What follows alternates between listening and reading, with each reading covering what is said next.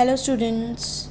So finally today I'm going to start our science class. Okay, this is our new textbook for class 9th.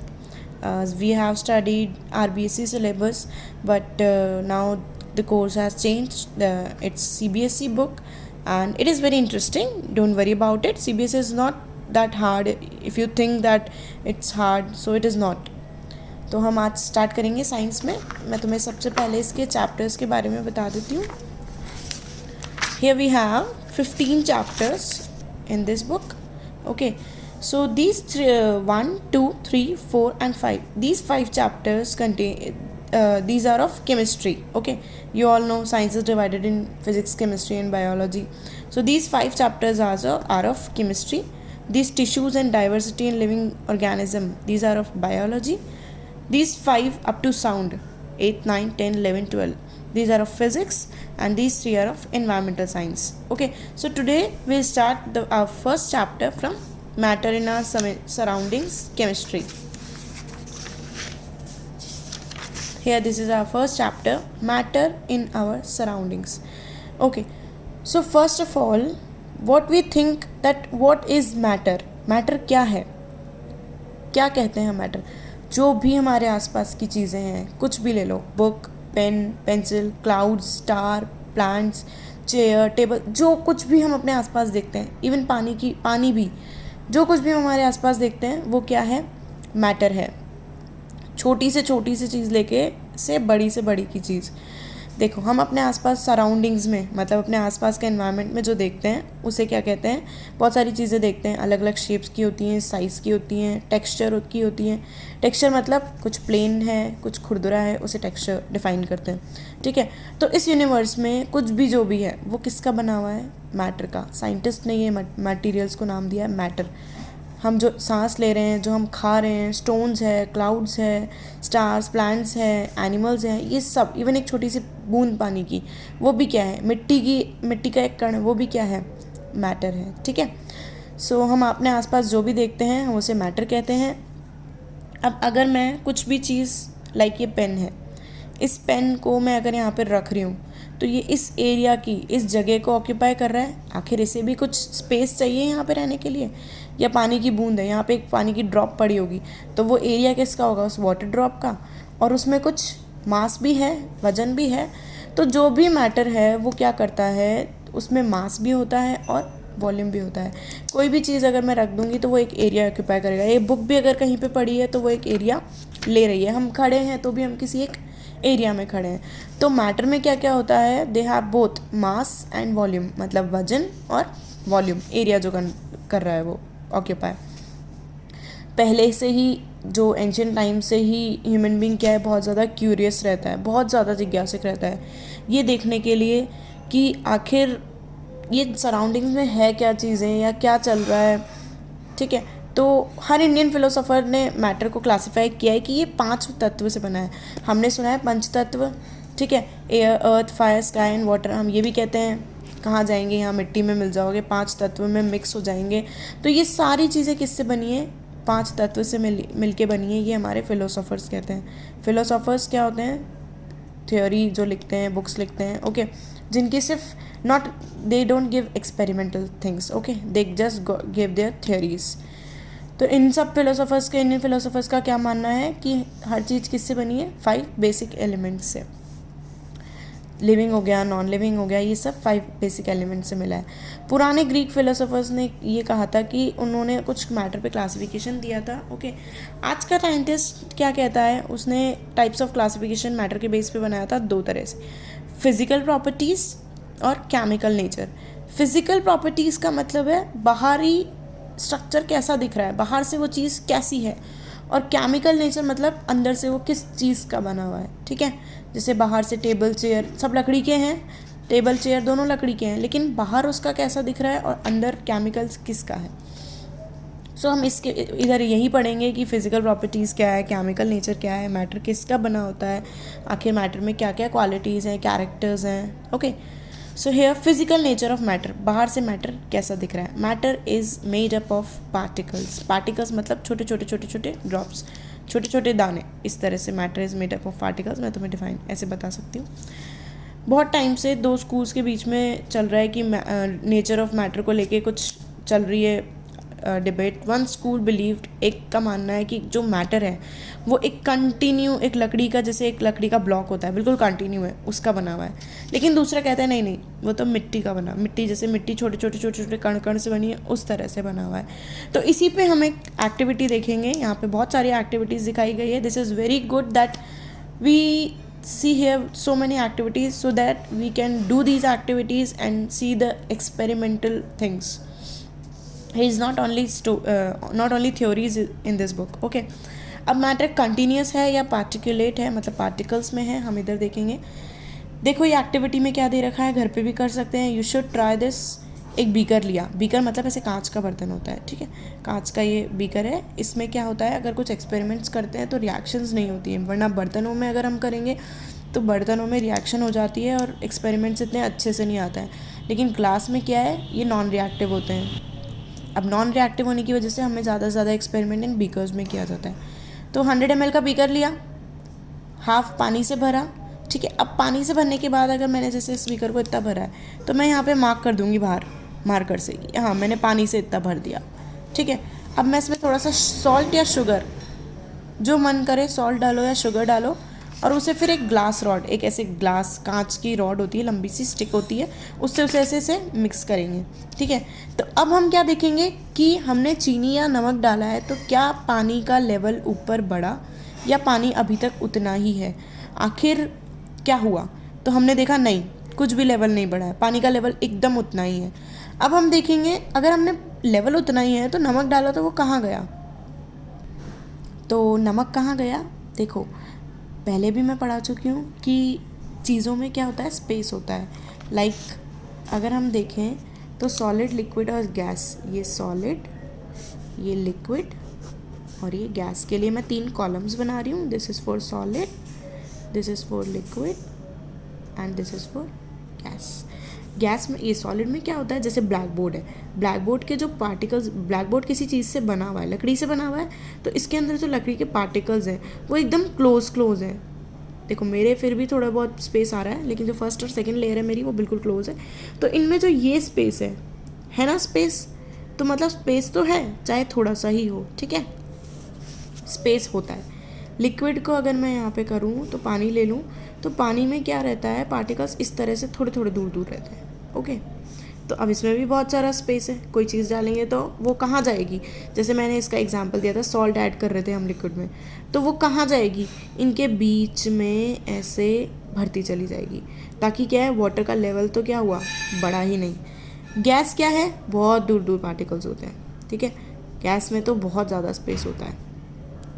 अगर हम किसी चीज़ को gas release करेंगे, किसी की गैस रिलीज़ होती है, सिलेंडर से गैस रिलीज़ होती है, पूरी तरफ फैलती रहती है, उसमें बहुत सारे स्पेसेस होते हैं, ठीक है। दिस इज़, मैंने स्पेस के बारे में तुम्हें जनरली बताया है, ये 6th-7th में भी तुमने कुछ स्टूडेंट्स ने देखा होगा।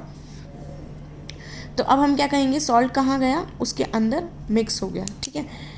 सो इससे क्या बोला था हमने कि जो छोटे छोटे पार्टिकल्स से वो बना हुआ था सॉल्ट, जब डिज़ोल्व हुआ वाटर में तो पार्टिकल्स जो हैं सॉल्ट के वो किस में चले गए, स्पेस के अंदर चले गए, वाटर के स्पेस के अंदर चले गए, ठीक है। Next is how small are these particles, कितने छोटे पार्टिकल्स हैं। अब चलो ठीक है, नमक और चीनी के तो पार्टिकल्स हम देख सकते हैं, ठीक है, लेकिन ये नमक चीनी के पार्टिकल्स की तरह मैं एक एग्जांपल देती हूँ। हमने एक वाटर लिया, 100 ml पानी लिया बीकर में, इसमें मैंने 2-3 क्रिस्टल्स, छोटे छोटे क्रिस्टल्स क्या होते हैं, चीनी के गटरे देखे थे, उसी तरह से क्रिस्टल्स, मैं हिंदी में अच्छे से बता रही हूँ तुम्हें, उस 2-3 क्रिस्टल्स डाले पोटेशियम पर मैग्नेट के। इसका फॉर्मूला होता है KMnO4, ये एक तरह का केमिकल है, थोड़ा पर्पल कलर का दिखता है, ओके। तो जब ये हमने डाला 100 ml पानी में, तो बहुत सारा डाला, तो इसका कलर तो एकदम पिंक सा था, एकदम पिंक शो कर रहा था वो, इस तरह से, ठीक है। 100 ml पानी था।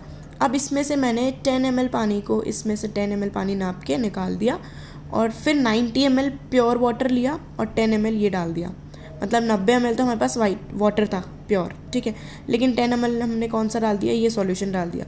तो अब ये 10 ml जो डाला, कलर इसका था, इसमें पूरे में मिक्स हो गया, तो इसका कलर भी कैसा हो गया, पर्पल हो गया। ये डार्क था, थोड़ा सा लाइट हो गया।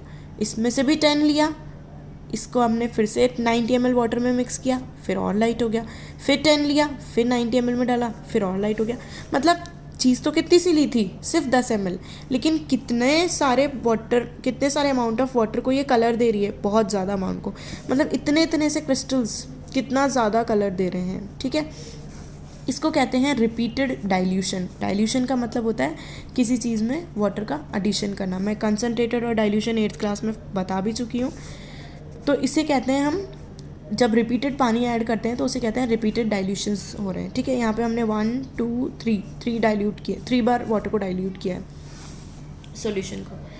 नेक्स्ट इज, ये एक्सपेरिमेंट शो कर रहा है कि छोटे से बहुत सारे फ्यू क्रिस्टल्स ने पोटेशियम परमैंगनेट के लार्ज अमाउंट ऑफ वाटर को, मतलब अप्रोक्स 1 लीटर पानी को कितना कलर दे दिया है। पोटेशियम परमैंगनेट कितने पार्टिकल्स होंगे, हम सोच भी नहीं सकते, इतने छोटे छोटे पार्टिकल्स डिवाइडेड रहते हैं ये। अब तुम ये एक्टिविटी डिटॉल से कर सकते हो। तुम अगर थोड़े ज़्यादा पानी में, मान लो 1 ग्लास पानी में 2 ml डिटॉल डालोगे तो तुम्हें उसकी बहुत स्मेल आएगी। अब उस ग्लास में से तुम थोड़ा सा पानी निकाल लो और दूसरा पानी डाल दो, 1 ml निकाल लो और दूसरा पानी डाल दो। तो तुम अगर ऐसे कंटिन्यूसली करते जाओगे तो तुम्हें डिटॉल की स्मेल बहुत ज़्यादा पानी में दिखेगी। क्यों? क्योंकि डिटॉल छोटे छोटे पार्टिकल्स से जो बना हुआ है, उसने बहुत सारे पानी को स्मेल से कवर कर लिया है। सो इससे हमें ये आइडेंटिफाई हो जाता है कि जो पार्टिकल ऑफ मैटर है, मतलब जो पोटेशियम परमैंगनेट हमने इतना सा डाला था, वो स्मॉल से बना हुआ है। हमारी इमेजिनेशन, हम सोच भी नहीं सकते उतने छोटे पार्टिकल्स से बना हुआ है। Okay, next is characters of particles of matter. देखो, हम पार्टिकल्स ऑफ मैटर, पार्टिकल्स होते कैसे हैं, उनके कैरेक्टर्स के बारे में पढ़ेंगे, ठीक है। यहाँ पे 3 कैरेक्टर्स हैं। पहला कैरेक्टर है, इन जो पार्टिकल्स ऑफ मैटर है इसमें स्पेसेस रहते हैं, ठीक है, जगह रहती है दी। ये मैं पहले एक बार एक्सप्लेन भी कर चुकी हूँ। एक दूसरा कैरेक्टर है कंटिन्यूसली मूविंग। ये कंटिन्यू पार्टिकल जो है वो मूव करते ही रहते हैं। हम कुछ नहीं देख सकते, हमें पता भी नहीं है कि हाँ यूनिवर्स में बहुत कुछ हो रहा है जो हम नहीं इमेजिन कर सकते, बट कुछ एक्टिविटी दिखेंगी तुम्हें तो तुम्हें पता चलेगा, oh yes, they are actually continuing. Third is matter attract each other. ये एक दूसरे को अट्रैक्ट करते हैं। बहुत इंटरेस्टिंग है ये तीनों एक्टिविटीज़, तुम देखोगे तो तुम्हें आइडिया हो जाएगा कि कितना कुछ होता है। First is they have space between them. अब मैं शुगर, सॉल्ट, डिटॉल और पोटेशियम परमैंगनेट की ऑलरेडी एक्सप्लेन कर चुकी हूँ, तो इसके हिसाब से हम चाय कॉफ़ी भी बनाते हैं, दूध डालते हैं, उसमें चीनी, चाय पत्ती डालते हैं, तो ये सब क्या करते हैं, वो दूध में मिक्स हो जाते हैं। ज़्यादा चाय थोड़ी ना बनती है, 2 कप बनाते हैं तो 2 कप ही बनती है, ठीक है। तो इन सब से पता चल रहा होगा तुम्हें कि उनमें स्पेस है, तभी चीनी और चाय पत्ती उसमें एडजस्ट हो जाती है। ओके, सो ये शो हो रहा है कि there is enough space. Next is particles of matter are continuously moving. एकदम चलते ही चले जा रहे हैं। देखो, एक कमरे में, आज हमने अपने कमरे में एक अगरबत्ती लगाई, लेकिन उसे अनलिट मतलब जलाया नहीं, ठीक है, और ऐसे रख दिया, तो कितनी दूर तक तुम उसको स्मेल कर पाओगे, कितनी दूर तक खुशबू आएगी? ज़्यादा पास रहोगे तभी आएगी। लेकिन अगर उसको हम जला दें, ठीक है, अब जलाने का मतलब यहाँ पे क्या है, हमने उसे हीट दी है, दैट मीन्स हमने टेम्परेचर इंक्रीज़ किया है।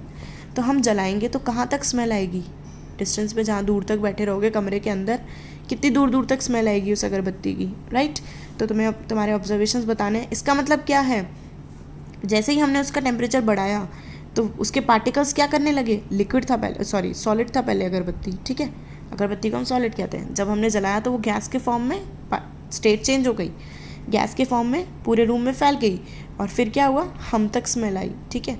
तो वो क्या था, पूरे उसमें स्मेल कर रहा है, तो कंटिन्यूसली उसके पार्टिकल्स क्या हो रहे हैं, हम तक पहुँचे हैं। तो कैसे पहुँचे हैं, चल के ही पहुँचेंगे, मूव किए हैं, ठीक है। तो ये एक्टिविटी क्या शो कर रही है, कंटिन्यूसली मूविंग। एक और एक्टिविटी दी गई है, एक बीकर लिया या ग्लास लिया, दोनों में पानी डाल दिया। अब एक कॉर्नर पे अपने से ना छोटा सा ब्लू और रेड इंक डाल देंगे। एक जैसे ये ग्लास है, सॉरी मैं अपनी नोटबुक पे बनाती हूँ। ये हमने एक ग्लास लिया, कटोरी ले लो, कुछ भी ले लो, ठीक है। इसको हमने अच्छे से पानी से भर दिया, ये है वाटर, ओके। इसका फॉर्मूला होता है H2O। केमिस्ट्री पढ़ रहे हो, फॉर्मूलों पे ज़रूर ध्यान देना। यहाँ पे हमने छोटा सा एक ड्रॉप रेड इंक का डाल दिया, तुम ब्लू भी डाल सकते हो, no matter.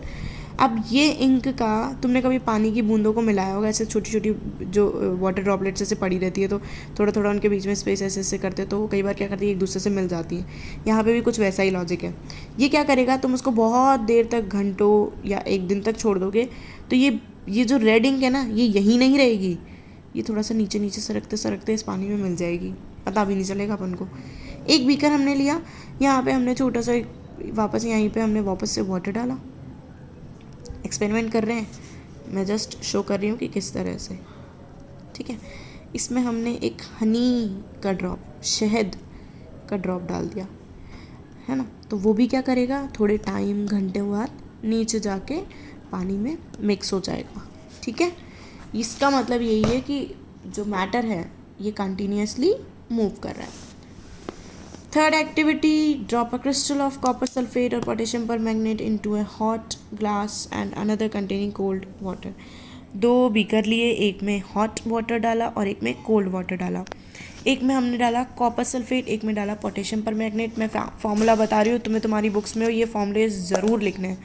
Copper sulphate CuSO4, copper and sulphate. 8 में मैंने बहुत सारे तुम्हें सिम्बल्स बताए हैं। Next is potassium permanganate, this is new for you but you have to write this formulas, ठीक है। बुक्स में ज़रूर होने चाहिए। I will check it after when we meet offline, okay. तो ये फॉर्मूलेस लिख दिए हमने। अब हम क्या करेंगे, इन दोनों को पानी में डाल दिया हमने, एक को गर्म में डाला, एक को ठंडे में डाला। बिल्कुल मिक्स नहीं करेंगे हम इसको। क्रिस्टल्स को नीचे बैठने के लिए अलाउ कर देंगे। हम क्या देखेंगे, सॉलिड क्रिस्टल्स ग्लास में प्रेजेंट है। जब टाइम बीतता जाएगा तब क्या होगा, जो सॉलिड और लिक्विड के पार्टिकल्स हैं वो एक दूसरे से मिक्स हो जाएंगे। तो ये मिक्सिंग टेम्परेचर के बढ़ने से चेंज हुई है। देखो इसका सॉल्यूशंस को अगर मैं हटा के नॉर्मल सिंपल अपना डेली यूज़ में बताऊँ तो पानी में बहुत सारी चीनी डाल देंगे, ठीक है। अब थोड़ी देर बाद उसको छोड़ देंगे तो चीनी के पार्टिकल्स, घुमा नहीं रहे हैं हम उसे, घोल नहीं रहे हैं चीनी को, तो चीनी के पार्टिकल्स एक साथ मिक्स हो जाते हैं और उसकी एक क्रिस्टल बना देते हैं, ठीक है। अब चीनी के क्रिस्टल्स के साथ साथ पानी भी उसमें बिल्कुल मिक्स हो चुका है, ऐड हो चुका है। अगर तुम उसमें से पानी अलग भी करोगे तो चीनी और पानी, तो थोड़ा बहुत पानी तो चीनी से ऐड है ही, ठीक है। तो वो क्या है, मिक्सिंग हो रही है एक दूसरे की, ठीक है। दे आर कंटिन्यूसली मूविंग, एक दूसरे में मिक्स हो चुके हैं वो। ये ऐसा एग्जाम्पल दिया गया है। जैसे मैं एक इसका कॉमन एग्जाम्पल याद करती हूँ, अगर ये तुम्हें नहीं भी समझ में आया हो तो this is very easy topic. देखो ये ब्लैक बोर्ड है, ठीक है। कभी हम इस पर यहाँ पे डेट लिख देते हैं चौक से, टुडे इज़ 13 जुलाई। अब ये अगर मैं नहीं छेड़ूँ इसको अगले दिन, तो इसको रब करने में टाइम लगता है, लेकिन अगर इसको मैं उसी वक्त रब कर दूं तो इजीली रब हो जाता है। ऐसा क्यों? बोर्ड पे इसका जो चौक का जो पाउडर है वो अंदर अंदर कंटिन्यूसली मूव करता है, एक दूसरे से मूव करता है। ये एग्जाम्पल अट्रैक्शन का भी है, जो पार्टिकल्स हैं वो एक दूसरे से अट्रैक्ट होते हैं, इसीलिए वो इजीली उसमें से निकल नहीं पाता। यहाँ पे मैंने बताया था सॉलिड में भी स्पेस होता है, तो चौक पाउडर क्या है, उसके अंदर अंदर घुसता चला जाता है, okay. So particles of matter continuously move कर रहे हैं, उन्हें हम मूव करते हैं, जो उसे हम काइनेटिक एनर्जी कहते हैं। 8 में काइनेटिक एनर्जी के बारे में पढ़ा है। जैसे जैसे टेम्परेचर बढ़ता है पार्टिकल्स तेज़ी से मूव करते हैं, तो टेम्परेचर बढ़ाओगे तो काइनेटिक एनर्जी बढ़ेगी। जैसे कि बर्फ़ है, ठंडी है, लेकिन अगर उसे टेम्परेचर बढ़ाएंगे तो पानी के पार्टिकल्स में होगा और धीरे धीरे फैलने लगेगा। 3 एक्टिविटीज़ ऊपर यही शो कर रही हैं कि इंटरमिक्स हो रहे हैं पार्टिकल्स, ठीक है। और बस स्पेसेस होते हैं इसमें, हमने ये बात बोल दी है। इंटरमिक्सिंग को डिफ्यूजन कहते हैं। अंडरलाइन कर लेना, ये जो इंटरमिक्सिंग होती है पार्टिकल्स की, 2 डिफरेंट टाइप्स ऑफ मैटर की, मतलब जो मैंने ब्लैक बोर्ड और चौक बताया उसमें इंटरमिक्सिंग हो रही है, तो ये क्या कहते हैं, इसे हम डिफ्यूजन, ठीक है। और जैसे रूम में हमने अगरबत्ती जलाई थी तो वो पूरे रूम में फैल रही है, तो रूम एरिया में फैल रही है, तो वो क्या कर रही है, डिफ्यूजन, ठीक है। होता क्यों है डिफ्यूजन एक दूसरे से? ये होता है क्योंकि पार्टिकल्स एक दूसरे को अट्रैक्ट करते हैं, they attract with each other. देखो यहाँ पे एक्टिविटी 1.6 दे रखी है, कैसे अट्रैक्शन की बात बता रखी है, यहाँ पे एक गेम के थ्रू बताई है, ठीक है। 4 ग्रुप्स होंगे, ग्रुप नंबर 1 2 3 4 ह्यूमन चेन बनाएंगे, मतलब 4, ये जैसे लड़कियाँ बता रखी हैं। ये 5 गर्ल्स 4 ग्रुप बना लेंगे। पहले ग्रुप में इन लोगों ने अपने आर्म्स को एक दूसरे से इंटरलॉक कर रखा है, मतलब इसने इसका आर्म उसकी बैक से लॉक कर रखा है। इसको ईदू मिश्मी डांसर का एक स्टेप है ये, ठीक है। सेकेंड ग्रुप ने क्या किया है, अपने हाथों को पकड़ रखा है, ह्यूमन चेन बना रखी है, जैसे चेन तोड़ में अपन हाथ पकड़ते हैं अच्छे से। थर्ड ग्रुप ने क्या रखा है, अपने आप को सिर्फ एक छोटी छोटी फिंगर टिप से एक दूसरे को टच कर रखा है, ठीक है, सिर्फ टच कर रखा है। जैसे मैं बता देती हूँ, ऐसे एक दूसरे को टच कर रखा है ऐसे उंगली से। थर्ड ग्रुप हो गया। अब फोर्थ ग्रुप क्या करेगा, उनके चारों तरफ से यूं यूं निकल के जाएगा। तो किसको अलग करना इजीली है, ऑब्वियसली थर्ड ग्रुप को, क्योंकि उनका सिर्फ एक फिंगर टू फिंगर टच है, तो ये तो यूं ही हट जाएगा। सेकंड ग्रुप हाथ में पकड़े हुए हैं, तो वो इजीली, उससे थोड़ा सा टाइम लगेगा। और ये तो एकदम एक दूसरे से इंटरलॉक्ड है, तो इनको क्रॉस करना और हार्ड हो जाएगा।